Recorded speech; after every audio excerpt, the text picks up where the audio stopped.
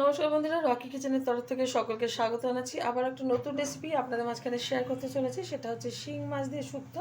তাহলে চলুন দেখে নেওয়া যাক আজকের রেসিপি। ওভেনে একটা কড়াই বসে তাতে দিয়ে দিয়েছি খুব সামান্য পরিমাণে সাদা তেল। তেলটা গরম হয়ে গেছে, তেলের মধ্যে দিয়ে দিলাম খুব অল্প পরিমাণে হলুদ গুঁড়ো। আর এদিকে একটা শিং মাছ ভালো করে দিয়ে কেটে পরিষ্কার করে হালকা নুন মাখিয়ে নিচ্ছি। হালকাভাবে ভেজে নেব, হালকা ভেজে তুলে নেবো একটা পাত্রে। বেশি ভাজবো না, কারণ জ্যান্ত মাছ, আর জ্যান্ত মাছ দিয়েও কিন্তু আজকে শুক্তোটা বানাবো। মাছগুলো ভেজে তুলে নিয়েছি একটা পাত্রে, আর অনেকটা পরিমাণেই কিন্তু তেল কমিয়ে রেখেছি। খুব অল্প পরিমাণে শুক্তোটা বানাবো, অল্প পরিমাণে তেল দিয়ে।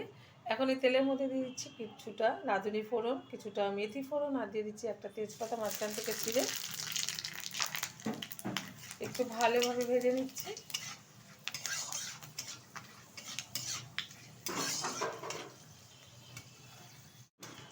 ভালোভাবে ভাজা হয়ে গেছে, এখন দিয়ে দেবো খুব অল্প পরিমাণে একটু আদা বাটা। এই তেলের সাথে ভালোভাবে নেড়ে চেড়ে নেবো আদাটা।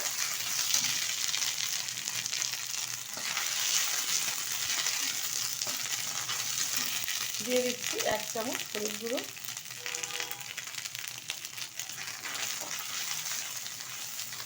এখন দিয়ে দেবো টুকরো করে রাখা সবজি। এখানে উচ্ছে, আলু, বেগুন নিয়েছি, এই যে কী বলে এর না, গাজর, কাঁচকলা। ভুলে গেছিলাম মাঝখানে গাজরের নামটা বলতে।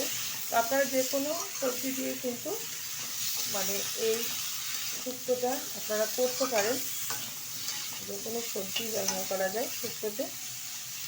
এবার ভালোভাবে একটু নেড়ে চেড়ে নেব। দিয়ে দিচ্ছি পরিমাণ মতো লবণ।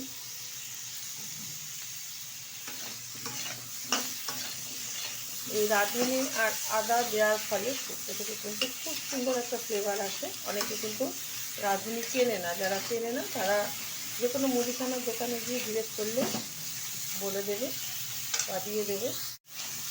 ভালোভাবে বেশ কিছুক্ষণ সবজিটা নেড়ে চেড়ে নিয়েছি। এখন দিয়ে দেবো এর মধ্যে পরিমাণ মতো জল।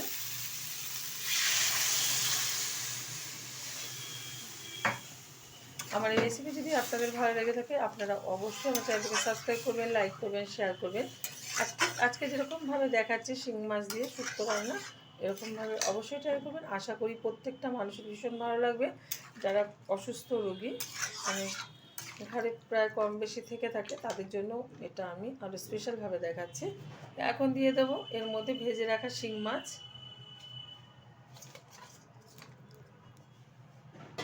আপনারা কিন্তু শিং মাছটা না ভেজেও এটা মানে শুক্তোটা করে নিতে পারেন, কাঁচা শিং মাছ দিয়েও। একটু সবজির সাথে নাড়াচাড়া করলেই কিন্তু সুন্দরভাবে মানে হয়ে যাবে। ঢেকে দিচ্ছি 15 মিনিটের জন্য। ঢাকনাটা তুলে দিচ্ছি।